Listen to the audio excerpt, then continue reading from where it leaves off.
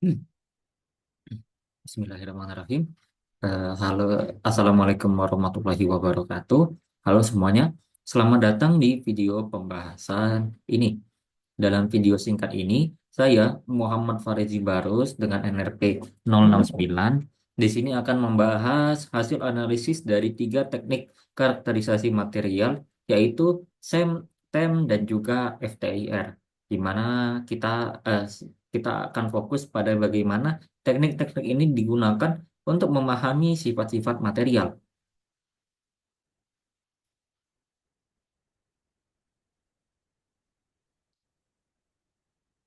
Oke, jadi eh, adapun saya mendapatkan data-data dari tiga teknik ini dari tiga jurnal internasional yang memanfaatkan teknik-teknik ini.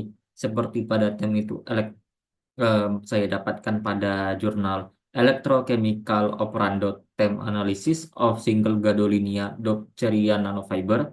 Untuk judul saya dapatkan pada jurnal Innovative Unattended SEM IDS Analyze for Asbestos Fiber Quantification, dan untuk FTIR saya dapatkan pada jurnal Unveiling the Pathways and Site Requirement of Methanol Oxidative Dehydrogenation on MoO3 TiO2 Catalyst an Operando FTIR Study, di mana saya akan menjelaskan bagaimana hasil analisis visual mereka dapat diinterpretasikan. Dan di akhir, saya juga akan menunjukkan hasil analisis gambar SEM menggunakan ImageJ.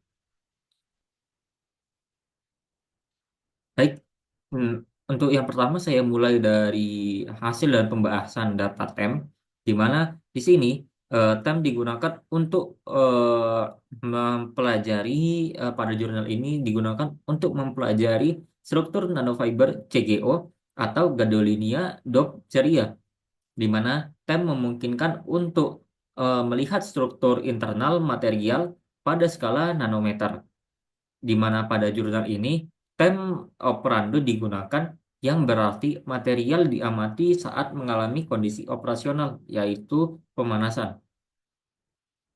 Lalu untuk dari gambarnya ini adalah gambar tem dari nanofiber CGO pada suhu tinggi, di mana mungkin bisa di eh, jika kita melihat lebih dekat lagi pada gambarnya, di sini akan terlihat bahwa nanofiber ini terdiri dari butiran-butiran kecil, di mana menariknya diameter nanofiber meningkat seiring dengan suhu. Di sini kita juga dapat melihat partikel-partikel kecil di permukaan. Lalu saya ini menunjukkan bahwa partikel-partikel ini adalah PT dari proses deposisi selama preparasi sampel, yang menunjukkan adanya tantangan dalam menjaga kebersihan permukaan, di mana dengan mengamati dari sudut pandang yang berbeda, terlihat juga pergerakan antar partikel yang membuktikan bahwa perubahan temperatur mempengaruhi dan mengubah struktur CGO. Lalu untuk selanjutnya, di sini saya akan membahas data SEM. Data ini diambil dari jurnal tentang kuantifikasi serat asbes menggunakan SEM, di mana SEM itu sendiri adalah teknik yang memungkinkan kita untuk melihat permukaan material dengan resolusi tinggi. Dalam jurnal ini, SEM digunakan untuk mengidentifikasi dan mengukur serat asbes. Untuk gambar 1A ini merupakan gambar secondary elektron yang memberikan informasi tentang topografi atau morfologi di permukaan. Di sini kita bisa melihat bahwa serat serat asbes memiliki bentuk yang memanjang dan tipis. Perhatikan juga bahwa permukaan serat tampak kasar dan tidak rata. Lalu untuk selanjutnya, pada gambar B ini adalah gambar backscatter elektron atau bisa disingkat BSE, di mana BSE ini memberikan informasi tentang komposisi elemen. Serat asbes di sini pada gambar B itu tampak lebih cerah karena karena mengandung elemen dengan nomor atom yang lebih tinggi dibandingkan dengan filter di belakangnya. Kita juga dapat melihat beberapa titik dengan tingkat keabuan yang berbeda. Jika misalnya kita zoom lagi gambarnya, di situ akan terlihat yang mungkin merupakan kotoran yang menempel pada asbes.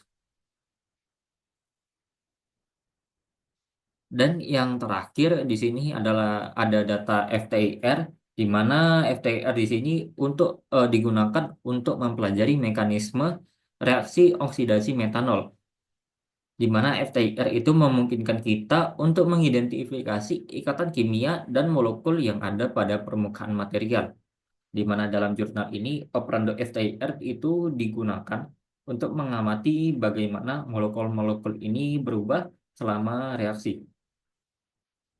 Pada gambar A ini menunjukkan spektrum FTIR dari permukaan katalis. Kita dapat melihat bahwa beberapa pita yang sesuai dengan molekul yang berbeda. Nah, perhatikan bagaimana intensitas pita berubah ketika kondisi pita itu juga berubah. Intensitas pita ketika kondisi reaksi, mohon maaf, kondisi reaksi berubah. Misalnya, peningkatan intensitas pita dari format menunjukkan pembentukan spesi antar dalam reaksi yang mengarah kepada produk yang diinginkan, di mana perbedaan komposisi katalis di 2,5 mOTI dan 15 mOTI itu menunjukkan adanya perbedaan jalur yang akan ditempuh dalam perubahan komposisi. Lalu selanjutnya saya akan masuk kepada tugas analisis gambar SEM menggunakan ImageJ, mana di sini saya memilih gambar SEM dari eh, di mana di sini saya memilih gambar SEM serat asbes yang akan digunakan untuk analisis menggunakan ImageJ, di mana gambarnya di sini diambil dari gambar 1D di jurnalnya. Ini merupakan gambar BSE yang diimpor dan dikonversi ke mode biner dengan thresholding. Area putih mempresentasikan serat, sedangkan hitam itu adalah latarnya.